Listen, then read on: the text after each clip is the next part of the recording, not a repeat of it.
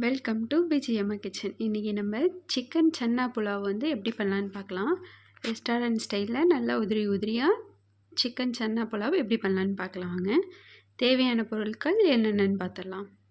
இன்றைக்கி நம்ம ஒரு 7-8 பேர் சாப்பிட்ற மாதிரி செய்ய போகிறோம். அதுக்கு தேவையான பொருட்கள் தான் ஒரு ஸ்பூன் அளவுக்கு சோம்பு, ஜீரகம், ஏலக்காய், பிரெஞ்சி இலை, பட்டை, நட்சத்திரப்பூ இதெல்லாம் எடுத்துக்கோங்க. அதுக்கு வந்து 1 கிலோ அளவுக்கு நம்ம சிக்கன் எடுத்துருக்கோம். நல்லா க்ளீன் பண்ணி எடுத்துக்கோங்க. பாஸ்மதி அரிசி வந்து 1.5 கிலோ அளவுக்கு எடுத்துருக்கோம். அதை நல்லா ஒரு 1/2 hour ஊற வச்சு வடிகட்டி எடுத்துக்கோங்க. 300 கிராம் வெள்ளை கொண்டக்கடலை வந்து ஊற வச்சு எடுத்துக்கோங்க. 1 கப்பு தயிர், 1 ஸ்பூன் மஞ்சத்தூள், மிளகாய்த்தூள், மல்லித்தூள் எடுத்துக்கோங்க. அதுக்கப்புறம் ஒரு 3 பெரிய வெங்காயம் சின்ன சின்னதாக கட் பண்ணிக்கோங்க. தக்காளி வந்து 2, அதுக்கப்புறம் பச்சை மிளகாய், இது எல்லாமே தேவையான பொருட்கள் எடுத்துக்கோங்க. அதுக்கப்புறம் வந்து மல்லி இலை, புதினா இலை, பட்டர் கொஞ்சம் அதையும் எடுத்துக்கோங்க. ஒரு கடாய் எடுத்துக்கோங்க. அதில் 2லேருந்து 3 ஸ்பூன் அளவுக்கு எண்ணெய் ஊற்றிக்கலாம். எண்ணெய் ஊற்றிட்டு அதுக்கப்புறம் நம்ம கட் பண்ணி எடுத்து வச்சுருக்க பட்டர் அதையும் நம்ம சேர்த்துக்கலாம். ஒரு 4லேருந்து 5 பீஸ் வரைக்கும் சேர்த்துக்கலாம். நல்லா டேஸ்ட்டு கொடுக்கும். நல்லா உருகுனதுக்கப்புறம் நம்ம தாளிப்புக்கு எடுத்து வச்சுருக்க பட்டை, சோம்பு, ஜீரகம், நட்சத்திரப்பூ, கிராம்பு எல்லாத்தையும் நம்ம சேர்த்துட்டு அதுக்கப்புறம் பொடி பொடியாக கட் பண்ணி வச்சுருக்க வெங்காயம் 3 வெங்காயம் தான் நம்ம இன்றைக்கி எடுத்துருக்கோம். அதையும் நல்லா பொடி பொடியாக கட் பண்ண வெங்காயத்தையும் சேர்த்துட்டு பச்சை மிளகா ஒரு 2-3 கீறி வச்சுருந்தோம் அதையும் சேர்த்துக்கோங்க.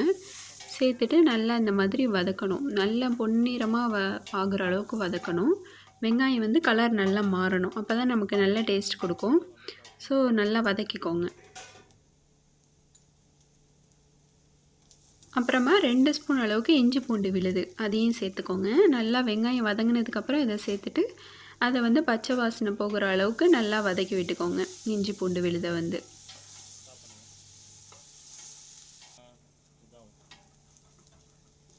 அப்புறமா சின்ன சின்னதாக கட் பண்ணி வச்சுருக்க மல்லி இலை, புதினா இலை அதையும் நம்ம சேர்த்துடலாம். நல்லா சின்ன சின்னதாக கட் பண்ணி அதையும் சேர்த்துக்கோங்க. அதையும் சேர்த்துட்டு கொஞ்சம் நல்லா வதக்கிக்கோங்க. அப்புறம் நம்ம க்ளீன் பண்ணி எடுத்து வச்சுருக்க சிக்கனை சேர்த்துடலாம்.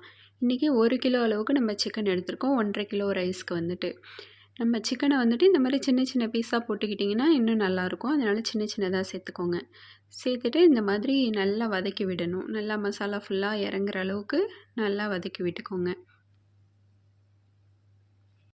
அப்புறம் தேவையான மஞ்சத்தூள், மிளகாய்த்தூள், மல்லித்தூள் இது எல்லாமே ஒரு ஸ்பூன் எடுத்து வச்சுருந்தோம்ல அதையும் நம்ம இப்போவே சேர்த்துக்கலாம். சேர்த்துட்டு நல்லா சிக்கனோடு சேர்த்து நல்லா வதக்கி விட்டுக்கோங்க.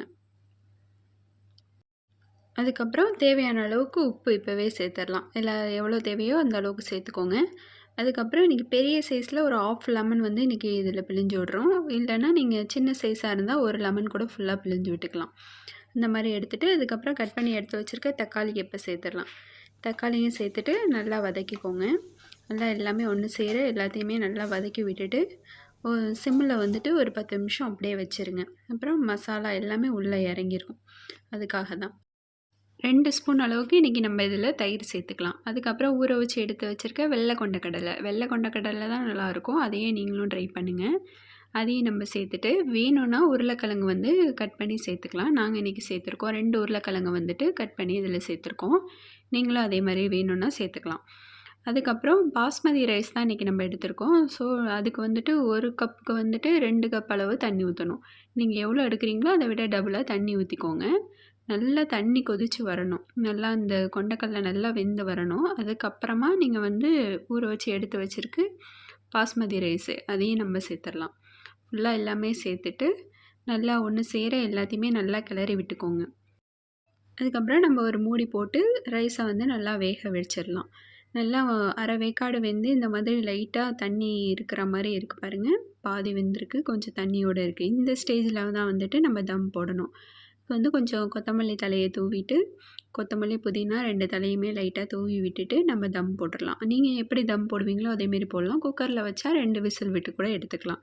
இன்றைக்கி ரெஸ்டாரண்ட்டில் வந்துட்டு இந்த மாதிரி சில்வர் பேப்பரை வச்சு தம் போடுவாங்க. நீங்களும் இதே மாதிரி கூட ட்ரை பண்ணி பாருங்கள்.